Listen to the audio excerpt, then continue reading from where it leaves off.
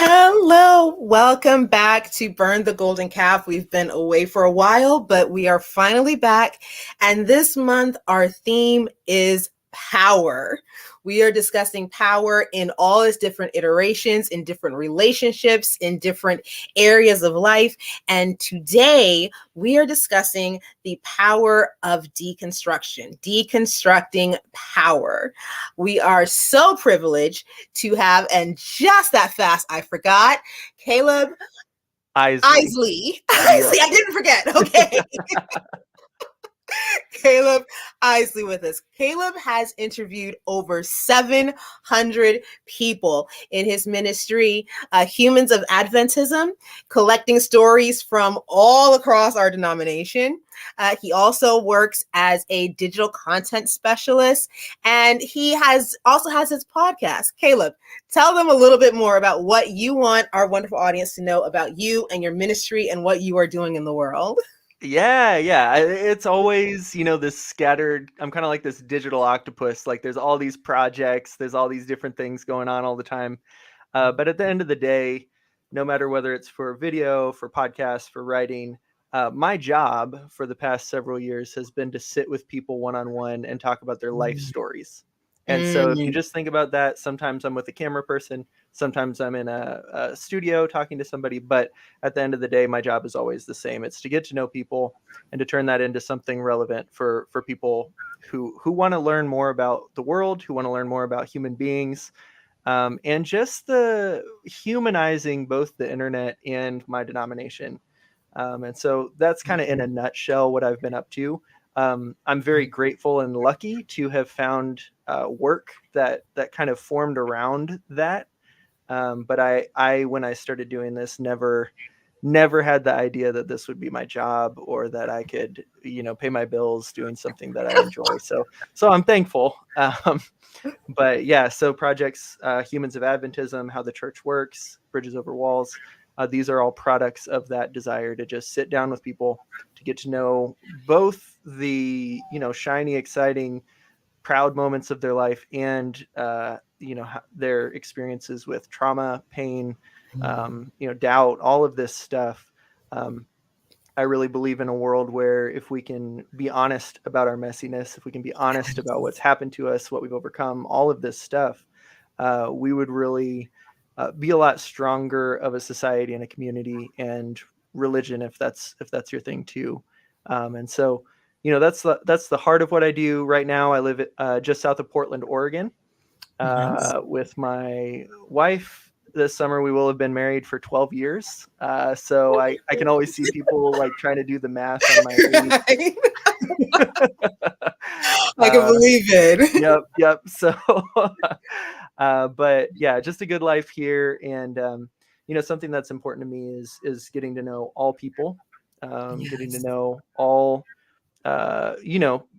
diverse worldviews and backgrounds and perspectives on things. I think there's a sort of philosophical and just mental kind of inbreeding that happens when you don't have exposure to different groups of people. Yes. And so I would love to get out of that. My background was very homogenous. It was very white. It was very conservative Christian, very Republican. And so when I talk about, anything to do with differences in culture and sexual orientation and gender, this is all stuff that I'm still in the process of learning, but also it's something that I feel like through online projects, people are learning alongside me as I learn it. So I don't come into anything as an expert. I come in as a fellow, messy, ignorant person who just wants to be better. Yes, I love that so much. We had a comment from Macia who said that she loves the name of your podcast, and I was thinking the exact same thing. Bridge Over Walls. It's such an amazing name. The idea that there are all these walls of division, and as we talk to each other, just in conversing and sharing our stories, we create bridges that go over those walls. Amazing, yes. Absolutely amazing. And I would bet after talking to 700 people, you've gotten many, many bridges. Well, I would say I'm getting better and better. Just because I've interviewed 700 people doesn't mean that I've done it well. So there are certain things you learn over time when people trust you with their life Yes. stories, when they're willing to share. I'm very aware that when I'm interviewing people, I'm coming in as a 6'2" straight white American man, Mm, and without kind of an established relationship or credibility built with people, there's only so much they're going to tell you. And this is right. so this is a very long-term process of building trust with my community, and with each individual person that I come in contact with. And so thankfully, in the past, years of that work, I've learned more and more. Wonderful.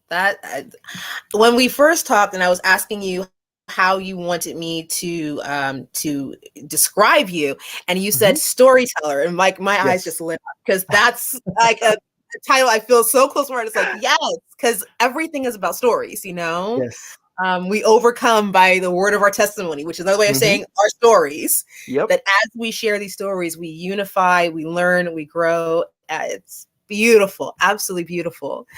Today, we are discussing deconstruction. And I Hmm. imagine in your work, that is a word that comes up a lot. Yes. There does not seem to be consensus about what deconstruction means. If you ask Sure. one person, it is about, spiritual growth, letting go of some things in order so you can grow deeper, in your awareness of God and your faith. And for other people, it means completely abandoning your faith and becoming, Sure. agnostic and atheist, turning from God and the church. How would you define deconstruction? Yeah, I would say I have a pretty simple definition of deconstruction. Mhm. For me, deconstruction is the process of taking each thing that you believe to be true and Mm. examining it. So, where did Mm. it come from? Why do I hold on to this? Why is it important to me? And do I need it? Do I still Mm. find it to be true, or am I just kind of repeating the pattern that was handed to me by my family, by my environment, by my town, whatever? Um, Mm. and so deconstruction is just taking all of your beliefs and laying them out on the table and really looking at them. So Mm. for me as a Seventh Day Adventist, my experience has been like, how do I think about these distinctive things? How do I think about what I eat and drink? How do I think about, um, my views on the Sabbath? How do I think about how I dress, how I talk, what activities I participate in, and what kind of entertainment I allow into my life, and that kind of thing, and Mm. how much of that is from what I believe is right and wrong, and how much of Mm. that is because I heard a bunch of pastors say it, or because Yeah. my dad thought so, or because there was pressure from my school to do a certain thing for a long time. Like those external pressures, it's the deconstruction process is separating those external pressures and Mm. saying, who do I want to be? What do I believe Yes. is actually true?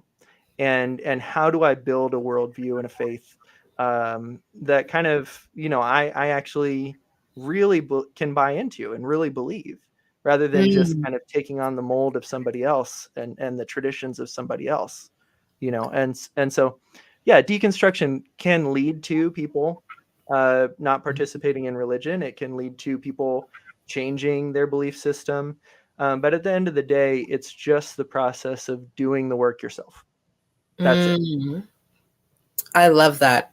That's an incredibly. You're right. It is a simple definition, but it's an honest one. It's an accurate one, and I think for many of us, I know I was raised in the church, Mhm. and when you're raised in it, it just is. It surrounds you like oxygen. You don't even think about it. You take it in, you breathe it out. It is what it is. Mhm. And then I can't speak for everyone, but I know for me, real life hit and Mhm. it hit hard. And Yeah. I'm sitting here looking at all these pieces of my life, and it's like, how are none of the things I was taught helping me right now? Yep. Like nothing is showing me how to actually cope with real life. I have some wonderful ideas. Yep. I have some good values, but when the mess hit the fan, it's like I have Yep. no idea how to catch it, how to clean it. Mhm. Um, and I imagine that for a lot of people, that's kind of the entry point into, well, wait a minute. wait. Something isn't quite making sense here. What first started you in your journey with deconstruction?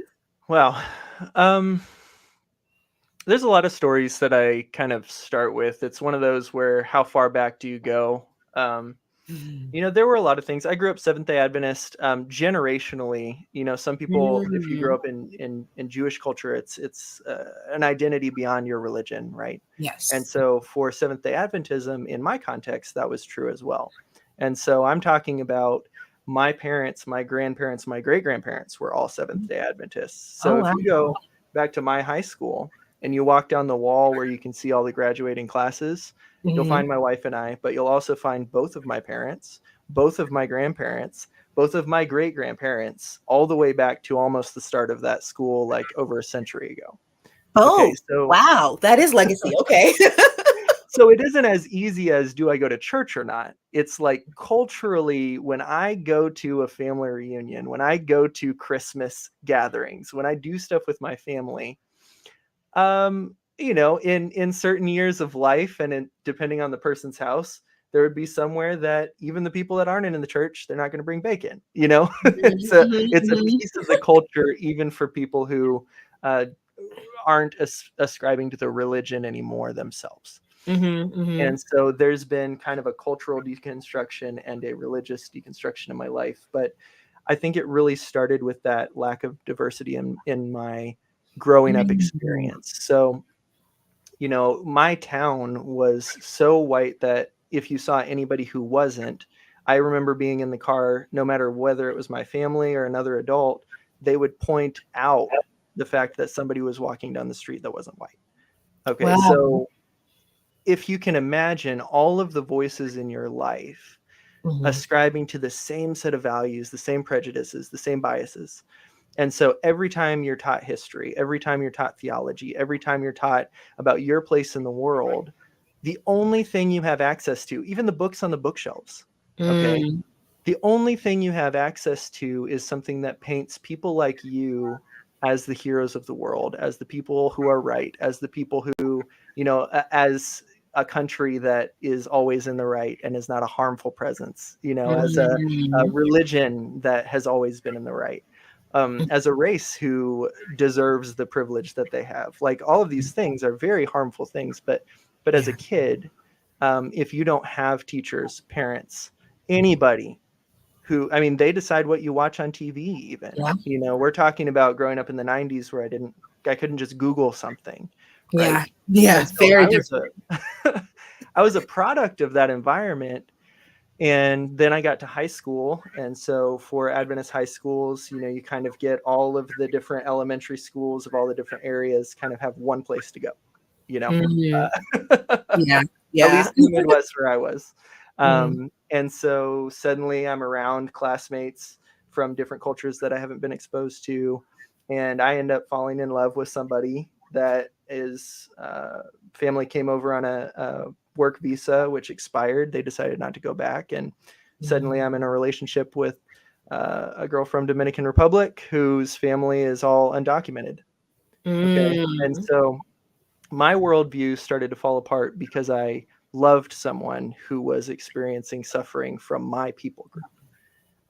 And so I remember I would spend a lot of time, Sabbaths, I would go to church with them. So I was suddenly going to Spanish church instead of English. And I would hang out with them in the afternoon. And I remember one particular day I was there and we were standing in the living room and we see a crack in the ceiling start.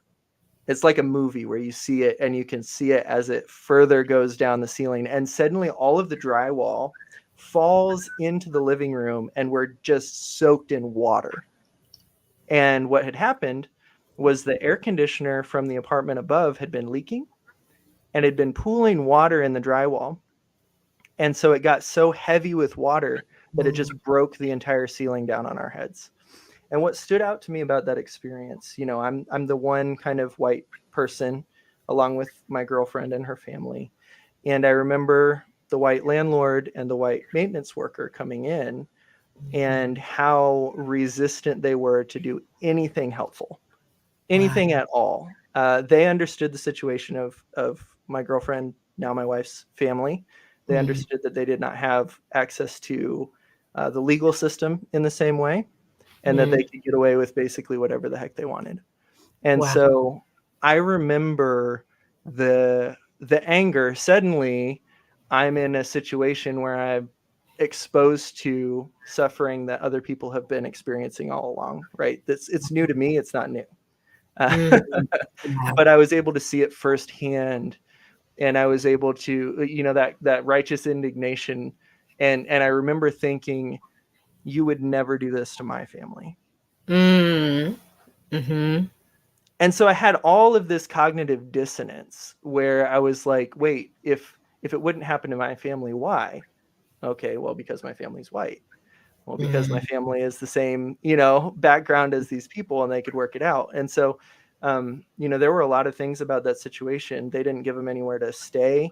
They moved heaters into that apartment to dry it out, and basically said, sorry, too bad, find somewhere else to be. Like there was just a lot of malpractice in that situation, and there was nothing that my girlfriend's family could do, Wow. because there was a threat to their own safety if they talked, right?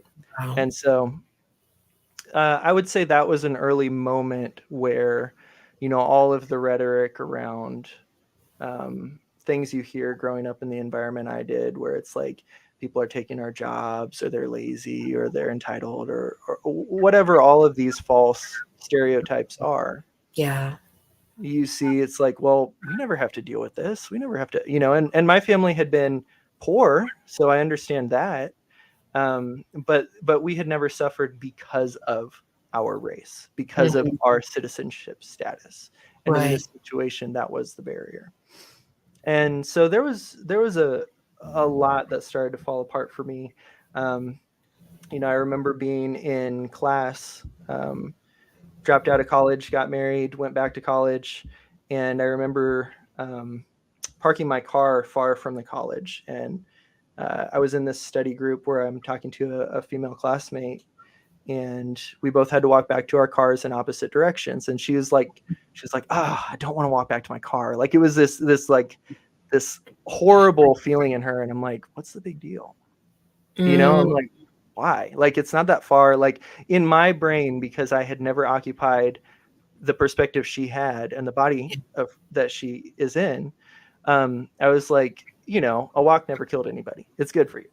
Nah. That's not what she's saying. She's saying, I don't want to walk alone in the dark. It's dangerous for me, and I have to worry about things that you don't, right? Right. But the problem is that when you have power, when you have privilege, until you love Yes. someone who's willing to tell you and you listen, all of that is just this massive blind spot, And so you go around living your life hurting people, not acknowledging the realities of their existence, and thinking you're right. And so I Mm. think that just this combination of experiences where I started putting myself in situations where I was not surrounded by people like me, right? Where if Yeah. something happened, I wouldn't just have a bunch of people who side with me.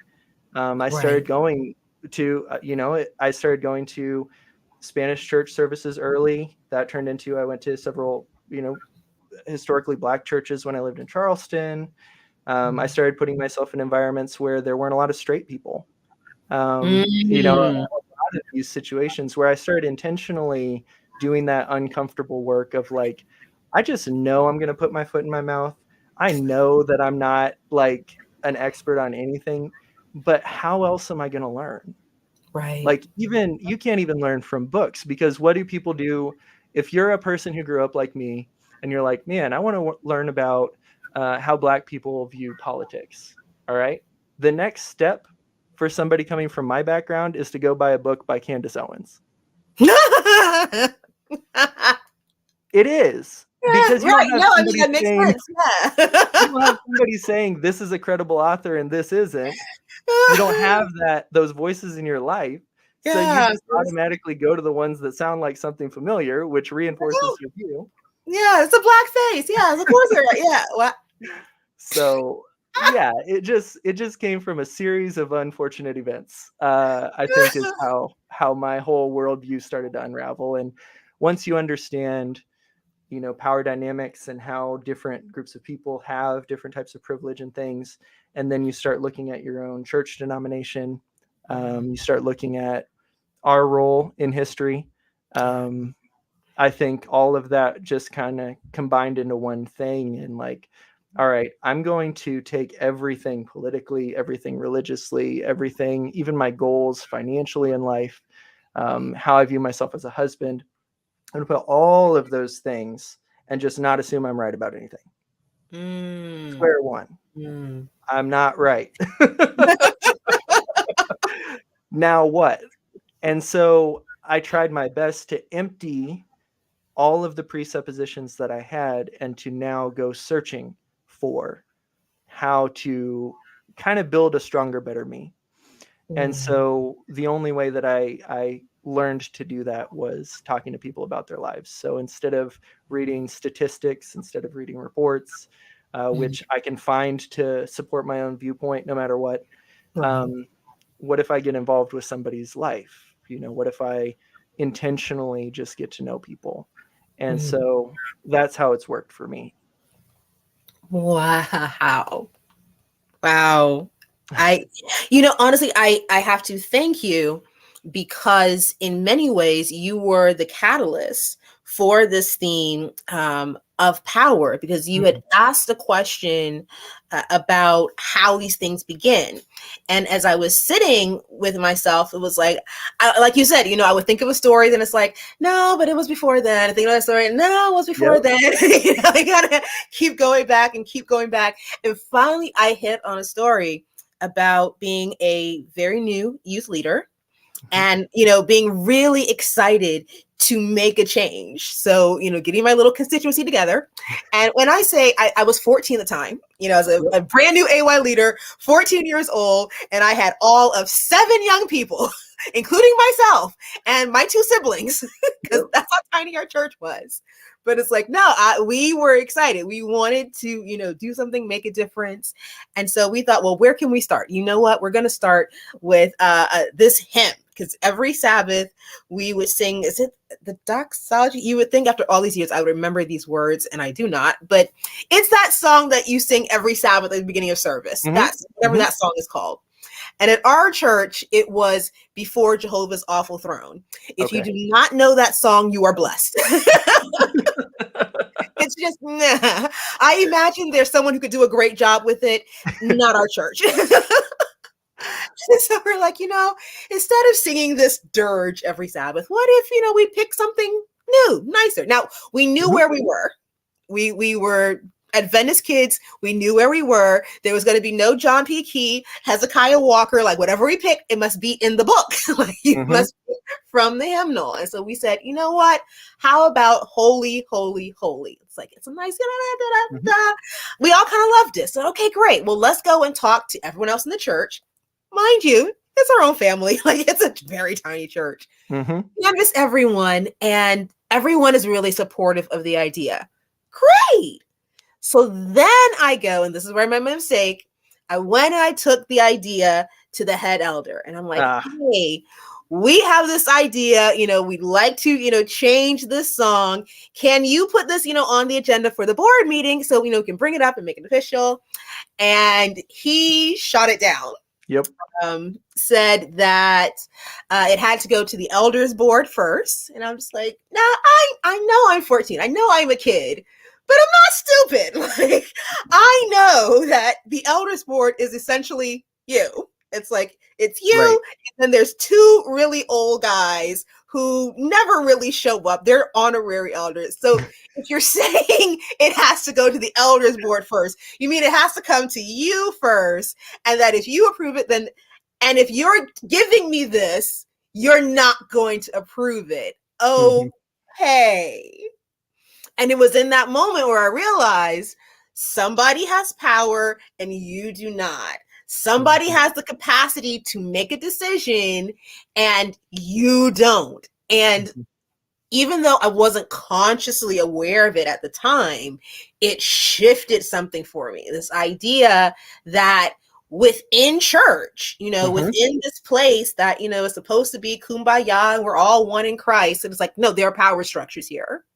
Yeah. There are power structures at play, and some people have it and some people don't. And if you're the person who doesn't, you get no say. Doesn't matter if you're right, doesn't matter if it's like, and then realizing as I got older that that happens to a lot of people. Like there Yes. are a lot of people who come to church or try to attend church, but they do it from a place of relative powerlessness.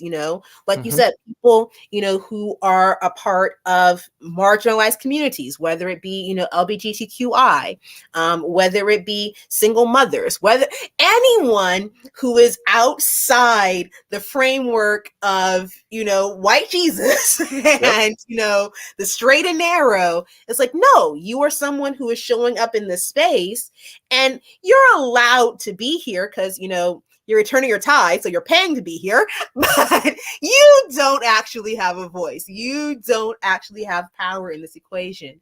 And realizing that a lot of people were having this experience. And then Mm-hmm. it trickles not then just in church, but then into your personal life. Because, as you were saying, you start having these real life experiences that are impacted by what happens at church and what you Mm-hmm. got from church and what you learned.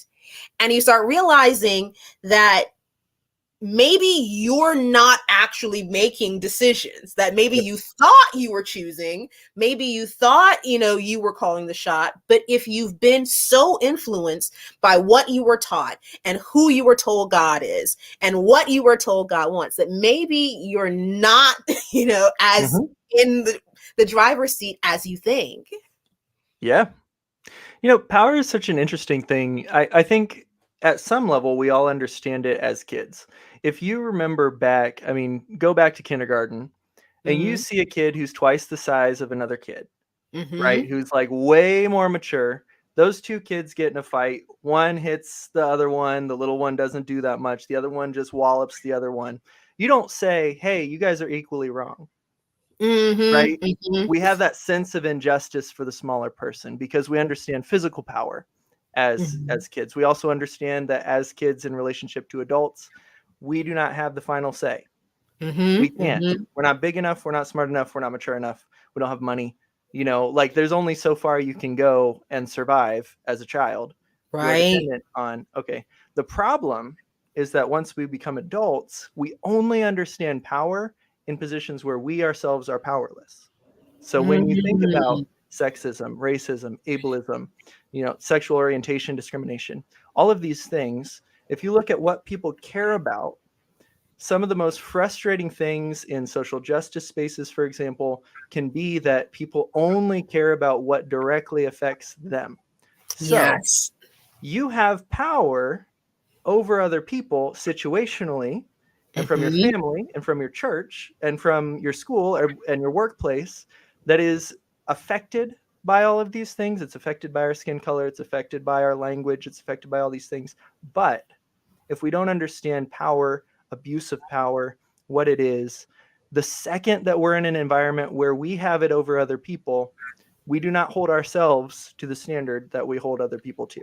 Yes. So as a child, I understood the sense of powerlessness. I was in a psychologically abusive situation for 12 years of my life. I could not make a single decision, even when to go to bed, to go to the bathroom, nothing. My whole life was very controlled by my stepmother. Okay. Mm-hmm. So I understood what it was like to feel powerless. But once I got out of that situation, now I have this question of how do I make sure that I don't abuse the power that I have in life, in Very society, in my home, in my church, right? good. Because even if you suffer from, kind of the racist workings of society, Mhm. when you're in an environment with your partner, though, or Yeah. your family or your church, do you understand what to do with your influence? Do you understand what to do with kind of the responsibility that you are given when you find yourself in a leadership position, when you find yourself in a position of influence? And very often people don't. And Right. so they'll harp on, I live in, very white progressive Portland. And one of the most disappointing things is how loudly people will shout, these kind of progressive phrases and things. But then it's like, okay, but how do you treat the people around you? Like Yes. when you're in a personal, like face-to-face relationship with somebody, are you practicing it? Are you Mm, doing anything to better that person's world? Or are you just saying the right things? Are you just supporting the right movements? Are you just giving your money to the right places so that you'll look good? Or mhm. are you internalizing this understanding of power and really, really spending your life pursuing how to use it for the good of people who don't have it? Yes. Oh my goodness, yes. We have an incredible comment here by Myra, and she said, I would have to say that connectedness would depend on your perspective regarding church. So many of us are conditioned as you described. The later generations have less adherence and reverence for the church as we knew it growing up. Yeah, and I think it's, as you said, it's because we are in this space where people are coming to value connection, in part because, through social media and the internet, our world is a lot more connected, and there's a dichotomy where we are more connected but also more disconnected, but there's more awareness now. On Instagram, you can Yep. follow people from so many different walks of life and so many different perspectives, and so you become a bit more aware, and then you start thinking, well, could I bring this person into this space? Mm-hmm. Maybe not. Yep. Is this a space that will affirm, love, support these? And it's like, maybe Yep. not. And if it doesn't, and if you're somebody who cares, and I love what you said earlier, that the catalyst for you was coming to love someone who did not have the privilege that you did. Yes. And I think that for a lot of people, that's a sticking point, because you can mentally assent that some things are wrong. You Yep. can mentally assent racism is wrong, patriarchy is wrong. You can mentally, like, oh yeah. But if you don't actually love someone on the other side, it just stays within, this thing, like you were saying, of, spouting the right words, but not actually putting in the action that Yes. is necessary to demonstrate that love. Mm-hmm. Yeah. Hey, Kay. Hi, Myra. Hey. There she is. Yay. Guys, Kay is going to be with us next week, so make sure you come through. Yeah. I learned a lot from Kay. Oh, my goodness. Oh, my goodness. Mm-hmm. So for people who are in this process of unpacking their beliefs, Yep. many of us were told what the Bible says. Yep. We were not taught how to rightly divine the word of truth for ourselves. There was a lot of lip service paid to, study the Bible for yourself, show Yep. yourself approved unto God. There was a lot of, lip service paid to that. But then, once you enter deconstruction and you start reading and start studying, it's like, well, now wait a minute. I don't see what you said here. Mm-hmm. Mm-hmm. Wait a minute. Wait a minute. It's like, I know you said that this verse means XYZ, but if I look at this, if I cross-reference with this other verse, Yep. and so for people, I feel myself very privileged, because, and for anyone listening, privilege is not a bad word. All of us have some sphere of privilege. And the point of having privilege is to use it to benefit those who do not. But Yes. everybody in some way has privilege. I was very privileged to be raised in a home that really emphasized, Bible study, reading, studying. And so I come to, this journey with, I know what eisegesis means, exegesis, and it's like Mm-hmm. a lot of Mm-hmm. people wouldn't. And so it's a bit easier for me to be like, okay, well, because I've read all this stuff, because I was in Bible Bowl, because, I'm Yep. fairly familiar with this text, I can kind of, parse some of the stuff and figure it out. But for those who kind of just came and sat and listened and, took it in and took it in and took it in. But we're never taught how to actually pick up the book for themselves and figure it out. Where do they go? How do they begin? Well, and it's even deeper than that, because even when you pick up the book for yourself, you use the lens you were taught to use. Oh, see, Okay. well, that's true So too. so here's an example from my life, coming from like a predominantly white church. Mm-hmm. When we read the Bible and it talked about oppression, when it talked Mm-hmm. about the way the world is going to treat us, the way that was interpreted never had anything to do with my skin color. Okay. It Mm-hmm. never had anything to do with gender on purpose. It was resistant to those ideas. Mm-hmm. What I was taught is that this is about us as Christians. So this is how the world is going to hate you. The world is going to be bad to you. The world, because of your religion. Nothing else. We're not going to talk about anything else. Only the fact that we're Christian versus the rest of the world. Mm-hmm. Okay. So even when I went to do my own Bible study, I read it through that lens. So I read myself into the text as the oppressed person, which I am not. Mm-hmm. Right. So Mm-hmm. what's changed now is when I read the Bible, I read myself in as the Roman. I read myself in as the Egyptian. I read myself in as what would God have wanted. And there are examples for me in that. Nicodemus, right? He's leaving his place of privilege and saying, maybe Jesus has something going on here. Maybe we don't have the whole truth. Maybe there's something. And he's embarrassed, right? He doesn't know what he's doing. He doesn't want his peers to see him. That's why he comes at night and struggles with what Jesus tells him. If you go back and read that story, Nicodemus doesn't automatically understand what Jesus is saying, but there's Right. a desire in him to understand, and he's following along and he's trying to learn. But that process never happens for us overnight, especially Mm-hmm. when we're challenging our own privilege and power. Yes. There are Egyptians in the story of Moses. When they leave Egypt, there are Egyptians that came with them, right? Yes. That's where I now see myself. I see myself as part of the oppressive group because I'm part of the group in power. Now, did I create the world? Did I create society? Did I create all of this stuff intentionally? No. Mm-hmm. But I was born into a legacy of it.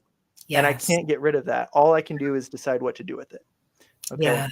So the problem is that until we're taught a different way to go about learning, we're only going to have access to the lens we were taught to use. My Right. goodness. So your starting questions aren't what does this verse mean? It's what is the Bible? Right. You're starting because you can open it up and you can read the story of the parable of Lazarus in hell, and you can be like, oh, weird, hell must exist. Well, Mm. Adventism, we believe that that's a parable. But if you Mm-hmm. just open it up, it does say that, right? Also, Right. if you open up the King James Bible, you're going to find the word unicorn. Mm. All right. Mm-hmm. So that creates a problem for a lot of us. Do we Mm. believe that every single word in the Bible is literally true? Mm. Or do we believe there's some variation in interpretation? There you go. Right?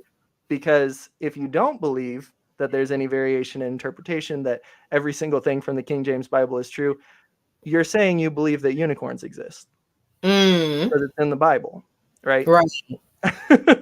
Well, just this whole process of doing, burn the golden calf, Mm-hmm. I have grown and learned so much, and things that it's like, wait, Mm-hmm. And just the other day, I was talking to someone and I started to say something that, I've said many times before. And it's like, oh, well, the Bible was meant to, and then I had to stop and like actually think about what I Mm-hmm. had just said. It's like, well, the Bible was written by, dozens of different authors. And none of these authors sat down with the idea there is going to be a book. This thing that Right. I'm writing is going to go into a book. It's going to be part of a catalog.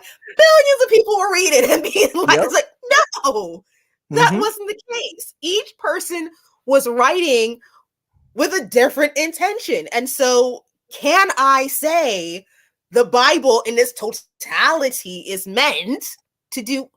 And I had to stop and really, I'd never thought of that before in Mm-hmm. all my years with the Bible, realizing, oh, wait, is that actually true? Yep. And there are So, yeah. things that are descriptive in the Bible, and that's important. but not everything is proscriptive in the Bible. So you Mhm. have to ask questions. You have to ask, who was this written by? Who was it written for? What was the purpose of this writing? I mean, there's a lot of stuff in there that was poetry. Right? There's a lot of Mhm. stuff in there that has a very specific message to a very specific person, that is not meant to be the end all be all. It's just like, I come from a family where I have 4 siblings. Okay. Mm. If I were describing how to cook a meal that I'm cooking to each of my siblings, I would describe it in a completely different way to each one of them, right? Because Mm. they come from completely different kitchens, completely different personalities, completely different access to ingredients, different budgets. Like, all of this stuff would affect how I describe it.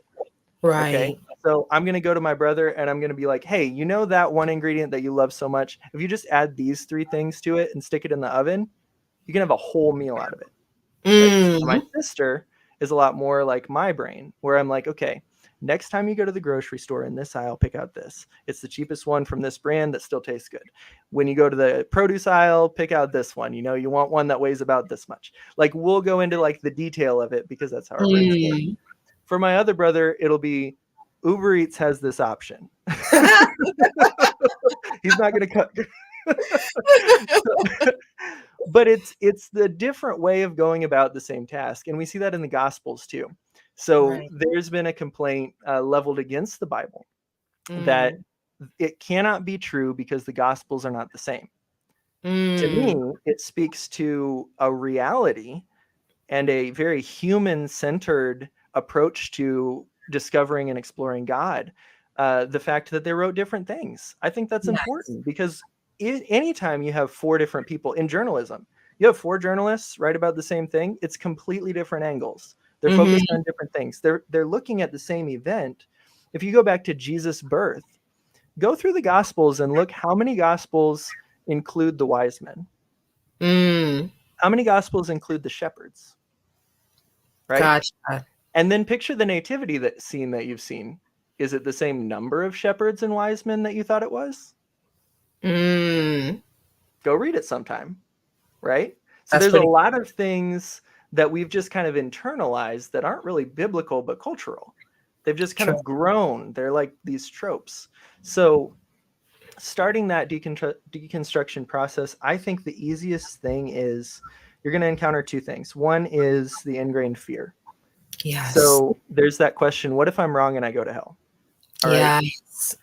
That's probably the biggest obstacle that I find in evangelical Christians or Adventists, is that we've focused on hell so much. But ask Yes. yourself, is a God that is just waiting to send me to suffering really a Mm. God of love? I Mhm. think no. If a human being can be better than God, God is not a God of love. Right? And Mm. I know I wouldn't condemn my worst enemy to eternal suffering. Mhm. Right? I would work for their redemption, even if I have boundaries, even if I want, to nothing to do with them. I don't want them to just suffer forever. So if Right. I can do that, do I think I'm better than God? No. Okay. So God is far beyond the kindest human you've ever known, far Yeah. beyond the most compassionate, interested being that you've ever encountered in your life. And that Mm. gives me security. So if God is a Mhm. God of love, he understands that I'm figuring it out. He understands my background. He understands that, people in my family aren't all literate. So they can't just read an article, right? That they're going to do the best with what they have, and they're going to make decisions that are wrong a lot of times because they don't have a whole lot of information, right? Mhm. But the second thing I think is just asking yourself what kind of person you want to be. So Mm. I've answered that question for myself. I Mhm. want to be a safe, curious person. Yeah. Bottom line, when people see me, I want them to feel relief.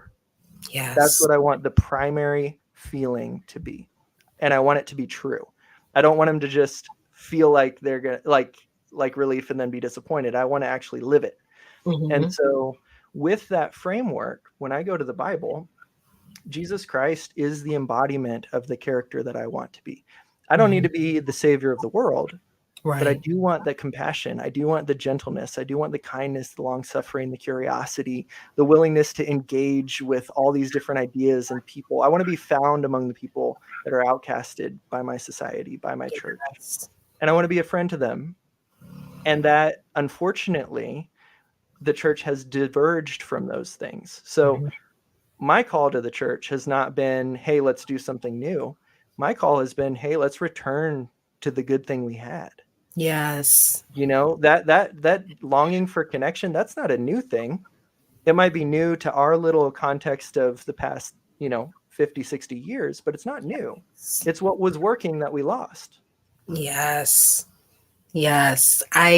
When I started this journey, I think one of my biggest ahas, because coming up in church, you are taught how to be a rule keeper Mm-hmm. and you're given a lot of rules. Mm-hmm. And even though there is lip service paid to, salvation is by grace in Christ alone, even though there's lip service paid to that, the underlying it, work out your salvation with fear and trembling, like the fear that you talked about, don't be deceived, Mm-hmm. there'll be a falling away, and don't let that be you, and don't let them take your crown.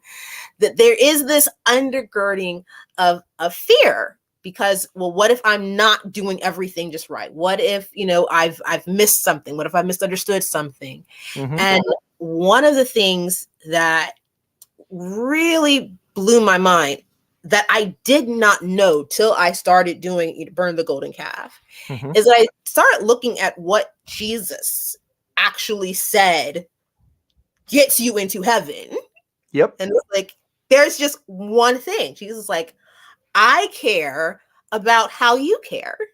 Mm-hmm. If you don't care about others, if you do not care about the people that I love, you don't get in. Yep. Point blank. You can do all these other things and you can say, Lord, Lord, but if you do not love the people that I love in a tangible way, Yep. not just lip service, but in a tangible, real life, they can see, feel, hear this love in real time. If you can't do that, you don't belong here. Yep. And realizing that was it honest to goodness blew my mind, because that's not what we're taught. Mm-hmm. That's not what we're taught, that God prioritizes our love of others over everything else. Yes. Everything else. That Jesus even said, how are you going to claim that you love me if you don't love the people right in front of you? You don't. Yep. If you can't love the person in front of you, you don't love me. And why would you want to be at my house if Yep. you don't love me? You know? Yeah, I mean, the rhetoric of don't question and just follow the Mhm. rules always serves people in power. So this Yeah. is the universal tool of dictators, the universal tool of anyone who is trying to suppress people, is don't question, just say, or just do what I say. Right. Mm-hmm. And unfortunately, like, if you do go back to the Bible, or unfortunately for them, if you do go Mm. back to the Bible and study for yourself, you're going to see more and more differences between what they're saying and what is actually there. Right. Yes. And so I think it's so much simpler than we make it. If you imagine, I don't have kids, but I imagine how I could love my kids. If I have a Mm-hmm. house and I have kids, if you can't love my kids, don't come in my house. Like, it's that It's that simple. simple. If you are kind to my kids, I don't even have to like you. If you're Mm-hmm. kind and compassionate and genuine to my family, to people I care about, it doesn't matter if our personalities match or not. It doesn't matter if you believe like I believe or not. If you are a safe presence for people I love, you're welcome. Okay. Yes. So we understand this on a human level. The Mm-hmm. problem is that we've accepted a lot of deviance from that idea and a lot of man-made ideas that allow people to gain power in the world, to control other people over Yes. what God actually told us. Right? Yes. So imagine somebody mistreats your kid and then their reasoning is, well, it's okay because your kid was gay. Mm-hmm. Mm-hmm. Yeah, yeah. Nobody, nobody, if that's your kid and you love them, I don't care what your theology is, nobody is going to accept that answer as a plausible thing. Right. Correct. True. It's so Okay. true. So if we view God as our father, right, then Yeah, why on earth are we accepting that about how we treat each other? absolutely. That's the only question God's going to ask. How did you treat my kids? The only question. The only question. And how did you treat yourself? You know? And so as parents ourselves, like if your child gets into like comes down and they become addicted to a substance or something, or they're doing some self-harm or something, you're going to work to try to change that because you care about them. Yes. Not because you want to shame them, not because they're bad, but because you want them to be happy and healthy. And Yeah. that's almost the entire picture of God that I have is just when that's the lens I read the Bible through now, is how am I treating myself because I am loved and Mm-hmm. valued, and how am Yes. I treating other people who are also loved and valued the same as I am? Yes. I have this memory when I was a little girl with my dad. And my father was former Marine, and Marines are crazy. I said it. And so my dad could be very hard sometimes. Sure. But this one particular day, we had bought a watermelon. And as we were bringing the watermelon inside, my dad started telling us a story about, as a younger man, how he would work in the watermelon fields Mm-hmm. and how they would throw the watermelons, to each other to get them to the truck. And I'm little, carrying this big watermelon. I'm like, I'm strong. I can do that. And he's like, I don't know if you could. And I'm like, no, I could.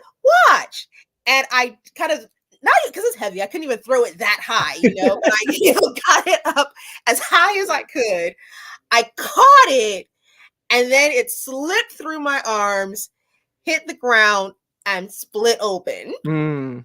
And I'm looking in horror at this broken watermelon because I am sure in this moment I am about to get in big, big trouble Oh because no. I did it, and it's like, and I'm waiting.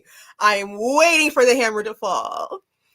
And my dad looks at the busted watermelon, and he's like, "It's okay. Mm.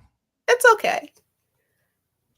And I think about that, like you were saying, in the context of God, that God looks at us, and I truly believe when God sees that you're trying, Mm-hmm. that you're genuinely trying to understand, you're genuinely trying to grow, you're genuinely trying to be this person that, God wants you to be. That even on the days where you try and, it doesn't quite work, God's Sure. like, it's okay. Mm-hmm. It's okay. Because one day you're going to get bigger, you're going to get stronger, and you'll be able, to have this watermelon. But you Yeah. tried it. It's okay. It's Yeah. okay.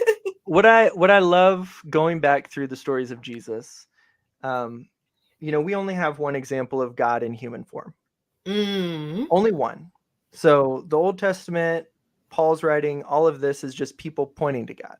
yes. Problematic, very highly problematic people pointing to God. Mm, Jesus is the one example of what God would be like as a human. Okay. mm, mm-hmm.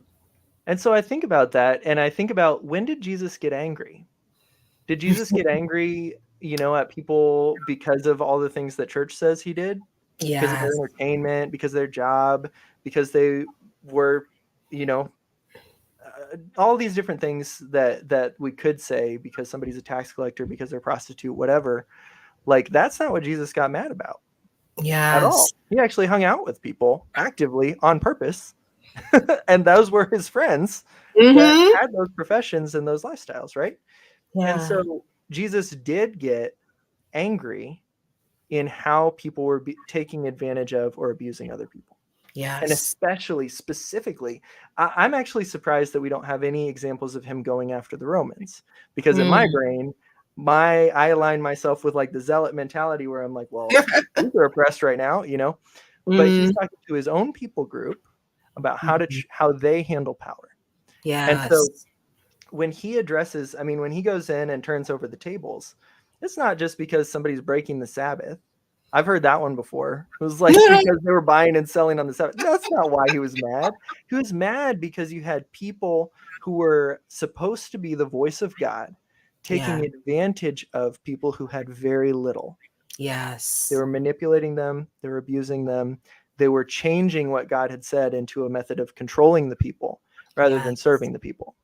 Those are the Yes. only times you'll see Jesus get angry, is Yes. when somebody says they're in service to him and they're abusing people, using that as the excuse. My goodness. My goodness. That's so true. It's so true. And so I guess if you are somebody who's beginning this deconstruction process, that's one of your first questions then, am I, whatever question I may have, whatever framework I'm coming from. And like you said, all of us come with some sort of baggage and tainted thing that we bring to the Bible. There's no way around it. Mm-hmm.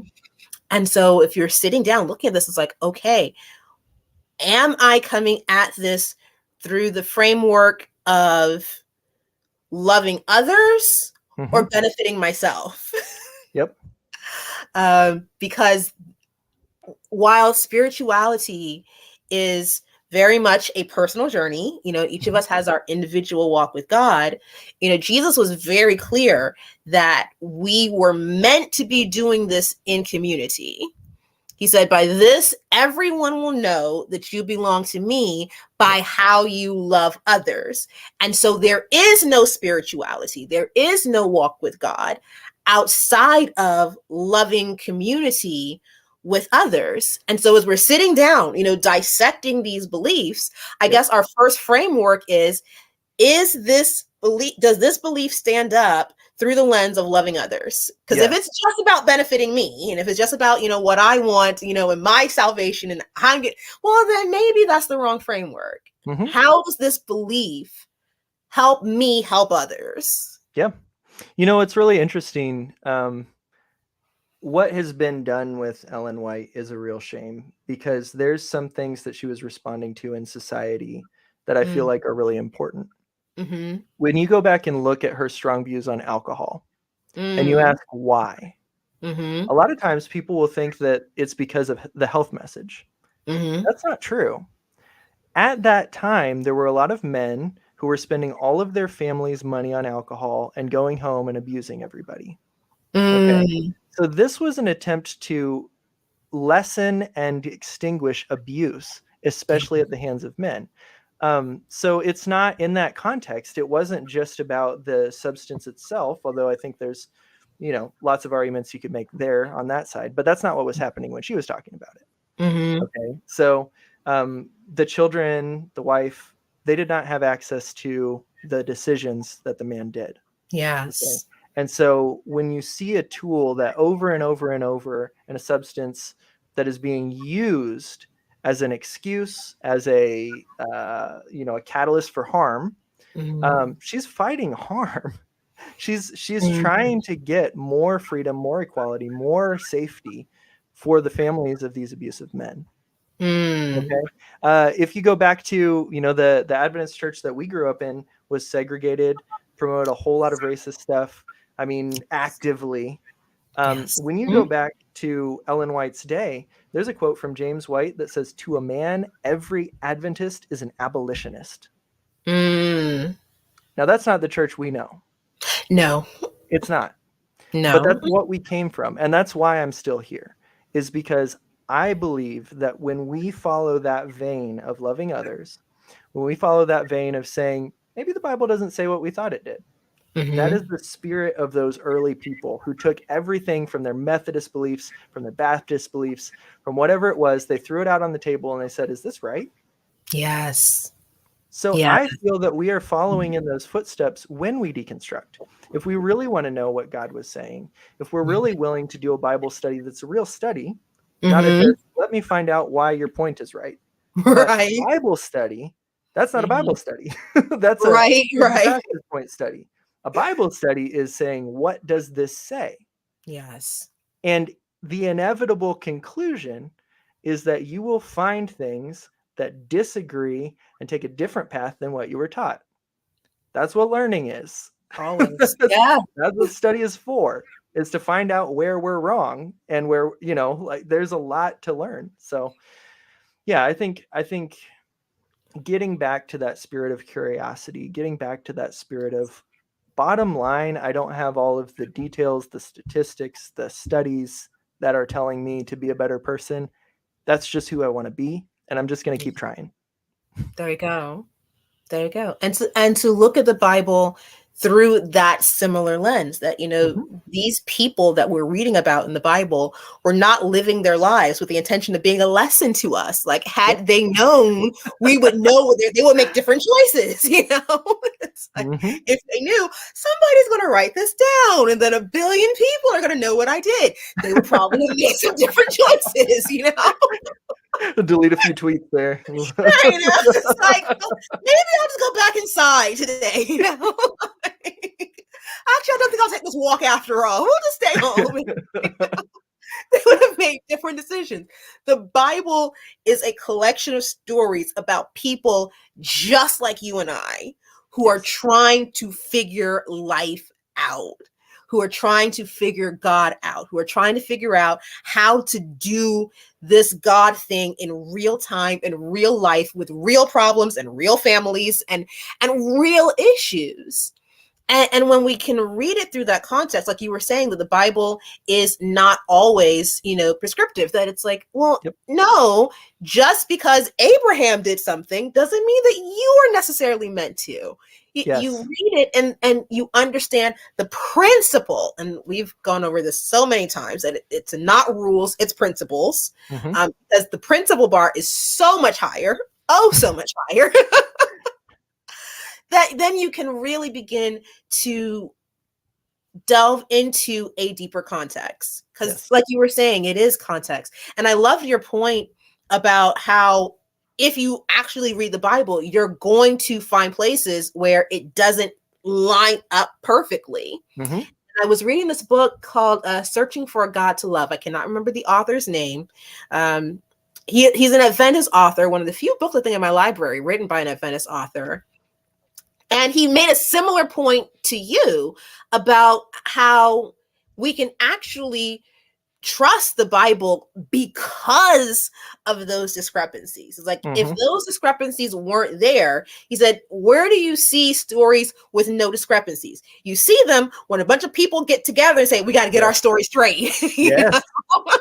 When people are lying, he's like, that's when you get this it perfectly matches. It's like, but when you're actually dealing with a bunch of people telling you a story and trying to tell you the truth, there's always going to be a difference. Yes. Always.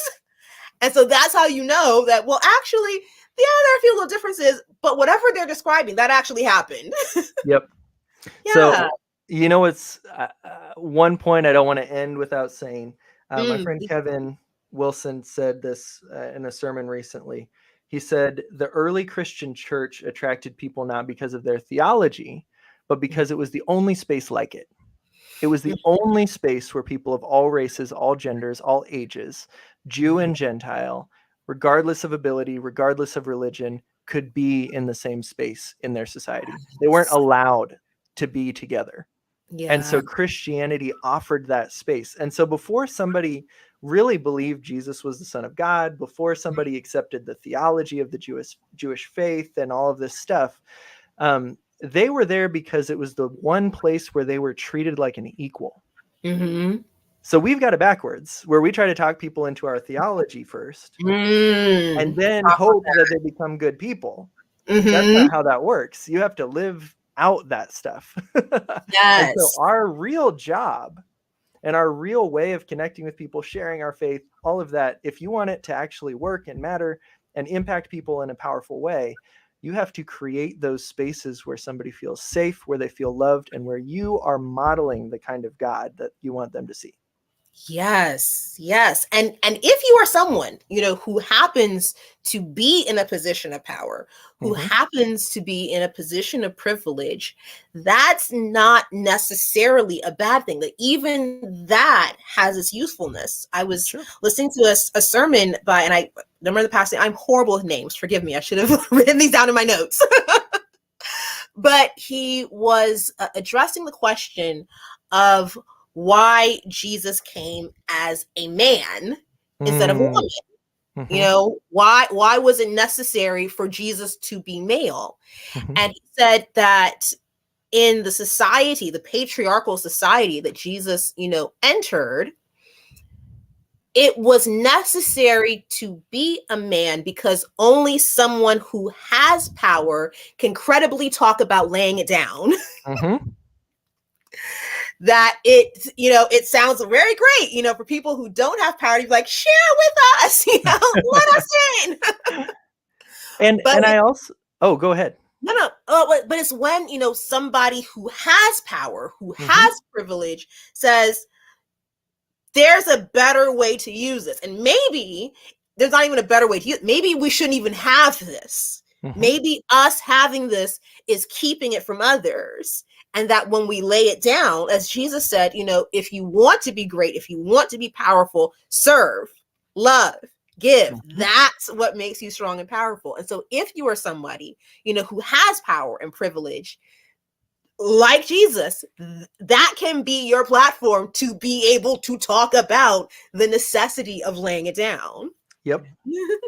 Yeah, and that's a powerful point, because I think that Jesus also just in a major way subverted all of the ideas on masculinity, both Yes. from his culture and ours. Yes. And so God in human form used his gender, used his body in a completely different way than was expected. I think about the woman at the well. I don't think it's an accident that Jesus sent away his 12 dudes so that he could talk to somebody. If you can imagine, like, you go back to, if you want an interesting, Sabbath afternoon Bible study, go back to all the times the disciples said, Jesus, what are you doing? All of the times that the disciples tried to stop people from interacting with Jesus because they were poor, because they were children, because they were women, because they were disabled, because they had leprosy, all of these reasons, it's always the disciples saying, like, nah, get away from, this is our powerful guy, this is our teacher. And then he's like, be quiet, stop, I'm going to interact with this person now. So the woman at the well, like, I don't think that she would have been in a position to share any of her story, to feel safe enough, to feel compelled enough to even finish walking those further steps if there had been a collection of 13 Jewish men, right? This is a story of race or ethnicity or culture, and this is a story of gender. So Jesus created a safe space for this woman. So this is a person in a privileged ethnic background and a privileged gender who created safety by drawing out questions of her life, right? And that's important, and it's never told that way. And that's what frustrates me so bad, is that the Bible is full of examples that we can use if we want to understand power and how to use it responsibly. And Jesus is the best example of that. But over and over, the people who touch Jesus for healing, the people who come to Jesus for healing, he is constantly creating this bubble of safety. You think about the woman who's about to be stoned. Okay, who's the ultimate, like, gotcha in that story? It's not her. It's all of the religious men who tried to set up this situation, who drove the situation in the first place, and they wanted her to die. Yeah. Okay, so who does he become protective of? Who does he become safety for? And his words for her are not shameful. He says, like, hey, get your life together. But other than that, like, all of his real accusation is for the men. Yes. And so I think without that example, I would be less compelled, because I need to see myself in someone who has the privilege that I have, because I need a model of what to do with it. Right. Yes. And so I think the real message here is, like, hey, there's a lot less burden on people who haven't had privilege to fix it, because they didn't cause it. Right. Like, they're good. Like, Right. going to the story, like, there's not a whole, like, all right, now I saved you, now you owe me this, and you gotta, big talking to. No, it's just like, all right, they're gone, you're safe. Get out of this situation. I have read that story so many times, and I never thought of that one detail. But you're absolutely right. You are absolutely, as a woman, and a Samaritan woman, there's no way you would feel safe with 13 men. Yeah. Wow. I mean, put it in today's context. Yeah, right? Even today, you wouldn't feel safe. You wouldn't want to go to a drinking fountain, or like a sit in a restaurant where it's just a group of 13 white dudes and you.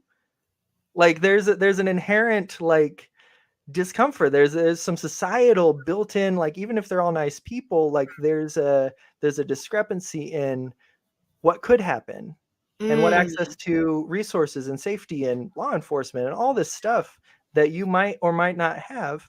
That was true back then too. yeah. I never thought of. Thank you. Thank you. This is why I love this space. Yes, thank you.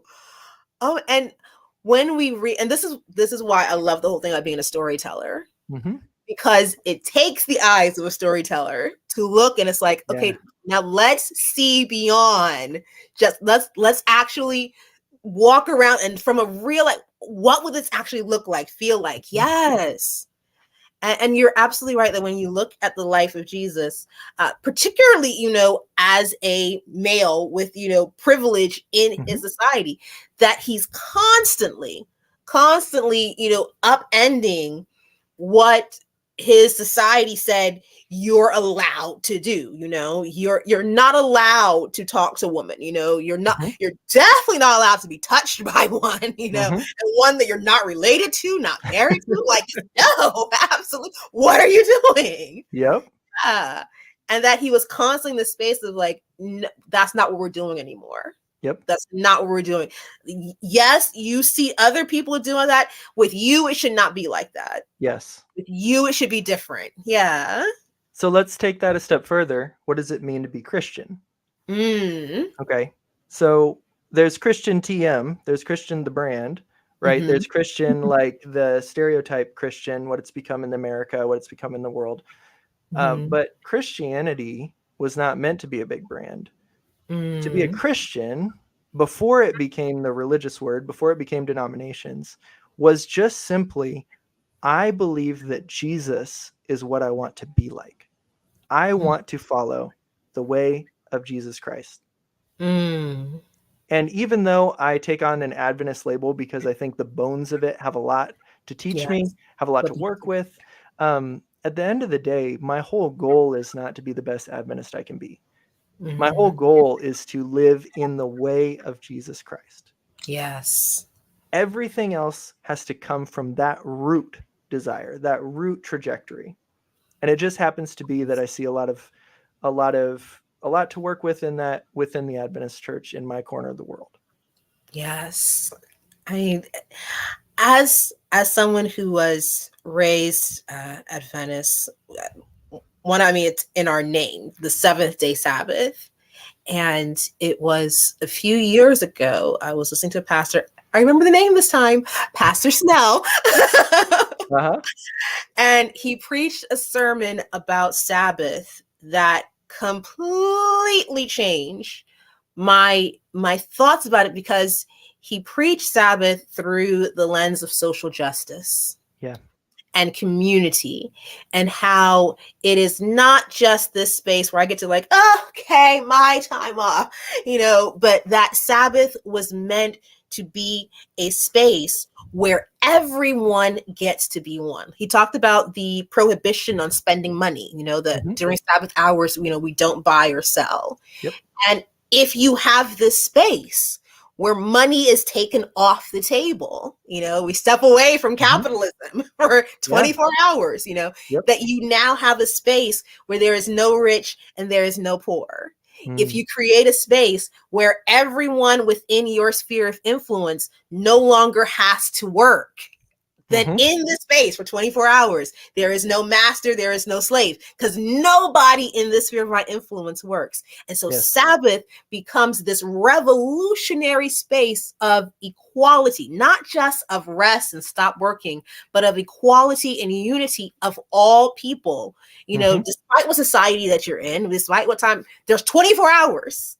24 hours where God has commanded us to come aside, rest, and be united with one another.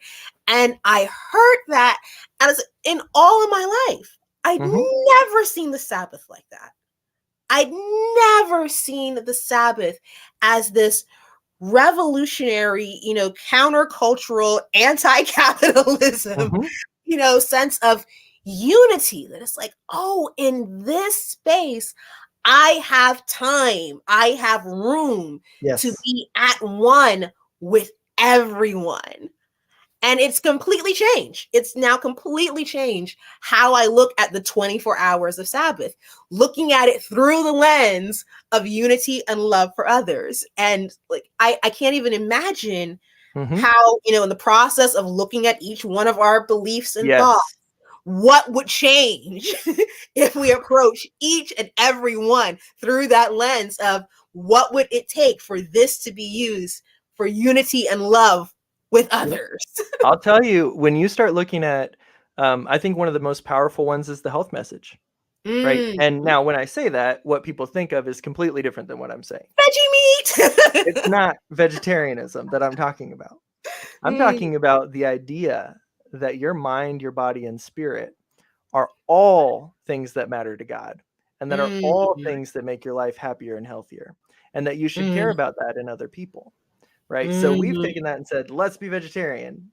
Like, Mm-hmm. okay, well, there are some great arguments to that. There's a lot of abuse in the meat system. There's a lot of horrible things that go on. Even just how we use our land taken up by cattle and chicken. Like, it could be better if we were vegetarian. But that's only Yes. one point. When I Mm-hmm. talk about issues of social justice, when I talk about people of the LGBTQ community, caring Mm-hmm. about their safety and health and happiness has led me Mm. to a different place when I say this is holy work to protect them. This is holy Yes. work to carve out parts of the world in my home, in my life, in my rhetoric that is safe for them, that protects their bodies, that protects their minds, that protects their place in society, that gives them a place to be. And the same with issues of race, with issues of gender, Mm-hmm. how I am as a husband.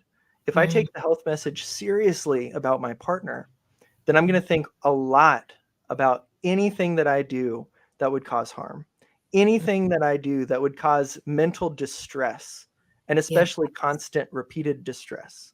I want to Mm. be relief, not distress.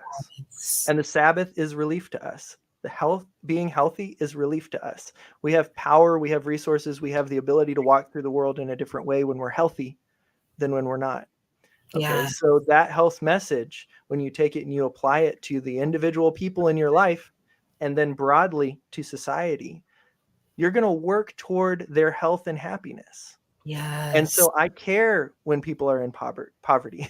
I care Yes. when there's a single mom with a lot of kids and no help. I care, and it doesn't mean that I have the ability to do something about every single person's situation, but Mm-hmm. it does mean that how I view the world and how I view other people and how I spend my time and money is all influenced by the health and happiness of the people around me. So when we talk Yes. about all of these different issues, the bottom line is, am I causing further harm? Am I Yes. making it harder for them to be happy and healthy and find success in life? Or am Mm. I enabling people to kind of find health? And Yes. so this is why, like, the bones of Adventism have brought me back to this church, because I left. Mhm. I left the Adventist church. I didn't participate in organized religion for several years. But Mm. beneath all of this kind of rotten, what we've done with all of these things, there's a Mhm. principle that I really do believe in. And Yes. so it's just what we've done with it. I think there is an argument, a strong argument for progressive post-Christian people Mhm. within Adventist bones. I do. Because at the heart of it, it's saying, hey, we don't know everything. You look at the very beginning of our 28 fundamental beliefs, the Mhm. very first statement, the very first introductory paragraph says, this is the best we understand, but we're going to learn more. Mm. And we will change it when we learn more. Now, culturally, Mhm. is that true? I don't think so. But we were once a people who believed that. Yes. And I still believe that. Yes. Yes. I as we look at the church and then we look at the world, or maybe even, come back in micro, we look at our own lives, sometimes it can feel very overwhelming because there's Mhm. just so much. There's so much that's wrong. There's so much that's broken. There's so much that that needs fixing, and it's more than any one person can do. It really is. Yep. But each of us has a capacity to do something. Mm-hmm. One of the things that I love about the example that my parents gave me is that they demonstrated being faithful in Mm. whatever sphere you were in. Yes. So I remember my father, at a communion that a homeless guy Mm-hmm. came, to communion. Of Mm-hmm. all time when you come to communion. And my father was the only one willing to hand wash his feet, you Yeah. know? I remember that sometimes we would travel and we'd be at hotels for, weekend church conventions.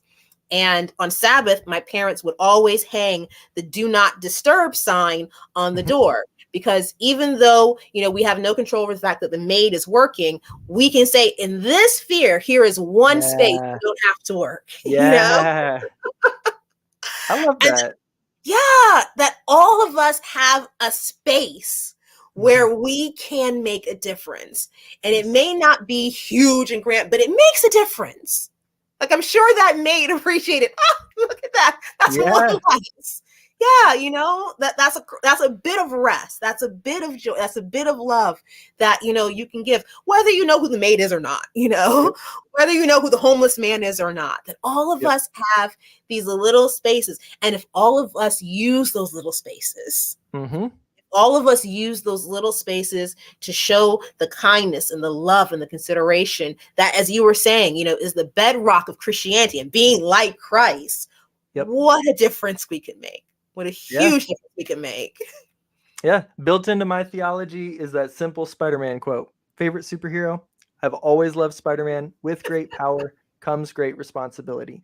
And I think Mm. that that's the challenge and the call for each of us. It's not, you don't have to worry about how you use power you don't have. Mm-hmm. Like that's not your There you job, go. right? Like I happened to win the birth lottery on privilege. Other than Mm. socioeconomic class, it's almost the full deal. White, male, American, Christian, all of these different things, straight, cisgendered, everything, Mm-hmm. coming from the United States, like citizenship, all of this stuff. So there's a lot more people that I am responsible to There you go. in how I act because there's a lot more potential for damage that Yes. I can do with my life. Yes, yes. I don't know if you've heard this. So Jim Quick, who is a mind expert, he is also a huge Spider-Man fan, a Marvel fan indeed. And so he's taken that quote and he's Yep. flipped it. And he said, the original quote, like you said, with great power comes great responsibility. And then he added, and with great responsibility comes great power.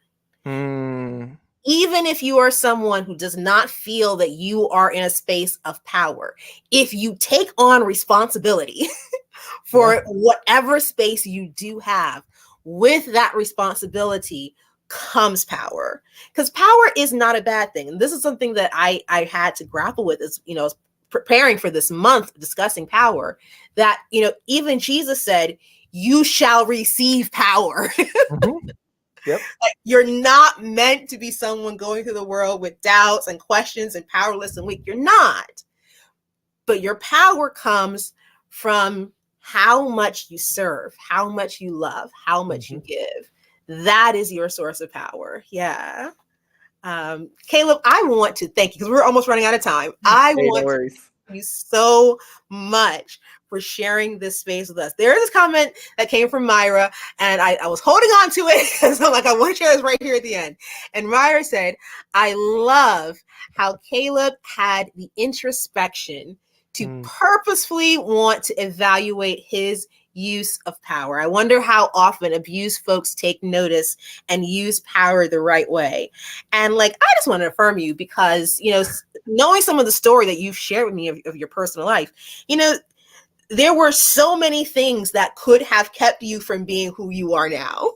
sure. That often, they say hurt people. Yeah. And you have taken this and you're like, no, this hurt person will heal others. This hurt person is, going to make a positive difference in the world. And so I just want to thank you for how you show up how you share. Like when I tell you I was so geek when you're like, you know who I am. Oh Of my course. gosh. Thank you. Thank you so, so much. Yeah. Uh, this is a question that I try to ask all my guests who are here, with Hmm. everything we've discussed. If somebody, came at the very end or missed it, or, it's a lot of content.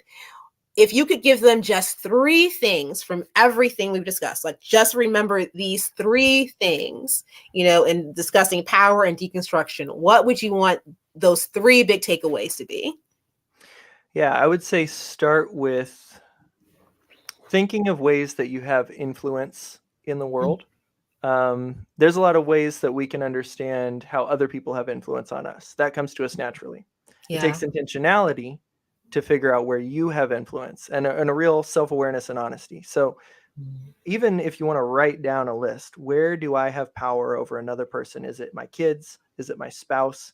Is it my siblings? Is it my coworkers? Whatever it is. Number two, how am I managing that power? How often am I listening to the people I have power over?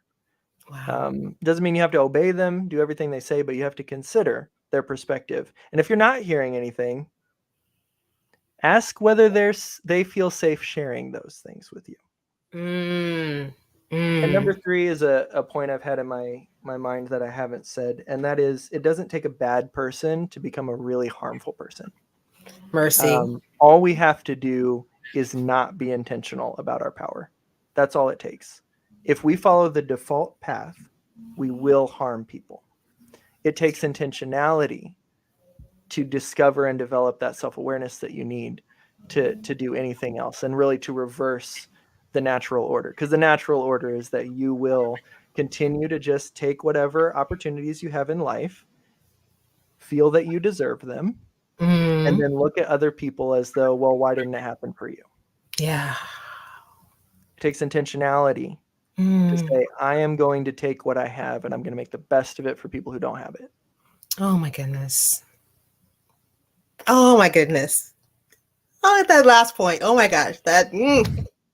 An arrow to my own heart. Because as I sit here, like I can think of instances where it was not my intention to be harmful, but by Mm-hmm. not being intentional.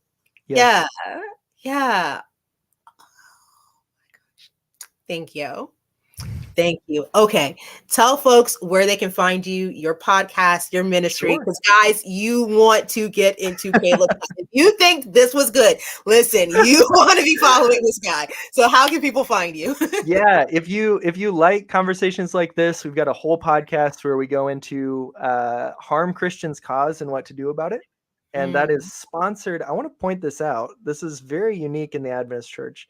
This is sponsored by the Oregon Conference of Seventh-day Adventists. So this mm. is sponsored by the church with the freedom to talk like I've been talking. That is rare indeed. It's rare. That's very So we rare. go into issues of culture, issues of age, issues of ability. Even we talk about how we deal with people who are grieving. Mm, And so it's all about how we handle the people around us, how we handle our privilege, and how we can carve out better ways of really building healthy relationships with people. So that's the Bridges Over Walls podcast. You can find us on Instagram, TikTok, Apple Podcasts, Spotify, YouTube, anywhere you go. You search Bridges Over Walls podcast. That's what we do. So yeah, that's the best way to find me. I'm also the administrator for all of the pages for Bridges Over Walls. So if you want to reach out, that's a really easy way that I can see messages from you guys. A harder way is just following me on Instagram or Facebook, but you'll have to know how to spell my name. So if you want to take if you want to take a screenshot, write it down real quick. I tell people it's Kaleb, Kaleb, Eisele, 6 letters, Eisele. There you go. Wonderful. Thank you again so very much for coming, for sharing. Guys, I hope that you were really blessed, that you were able to take something from this. And I hope you will come back next week, because next Yeah. week we are talking about the power couple. And we're going to have Miss Kay Gus here with us. And we're going to be talking about the gender divide and men and women and balancing power. We're going to go in, guys. And the whole point of this month, as we are discussing power, is that, as Jesus said, we want you you to receive power. Thank you so much for joining us at Burn the Golden Calf, and we will see you next week. Have a good one.